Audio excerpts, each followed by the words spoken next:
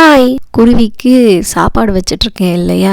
முதல்லலாம் ஒரு குருவி இல்லாட்டினா 2 குருவி மட்டும்தான் வரும். இப்போ பார்த்தீங்கன்னா ஒரு 4-5 குருவி வர ஆரம்பிச்சிருக்காங்க. பார்க்கவே ரொம்ப சந்தோஷமாக இருக்குது. டெய்லி 5 குருவி வரும். வந்து சாப்பிட்டுட்டு கொஞ்ச நேரம் இருந்துட்டு தான் போவாங்க. பார்க்கவே ஹாப்பியாக இருக்குது. ஃபஸ்ட்டெல்லாம் நான் லைட்டாக அசைஞ்சாலே போதும் பறந்து போயிடுவாங்க. இப்போல்லாம் அவங்களுக்கு பழகி போச்சு. இவ தானே அப்படின்னு சொல்லி அசால்ட்டாக இருந்து கொஞ்ச நேரம் இருந்துட்டு வந்து பார்த்து ஜன்னல் ஓரம்லாம் இருந்து பார்த்துட்டு தான் போகிறாங்க. ஈவினிங் திங்ஸ் வாங்க வேண்டிய வேலையெல்லாம் இருந்துச்சு. இந்த வீக்குக்கு தேவையான திங்ஸு. அதனால இந்தியன் க்ராசரி போயிருந்தோம். குட்டீஸ் 2 பேரும் கிளாஸ் போயிட்டாங்க.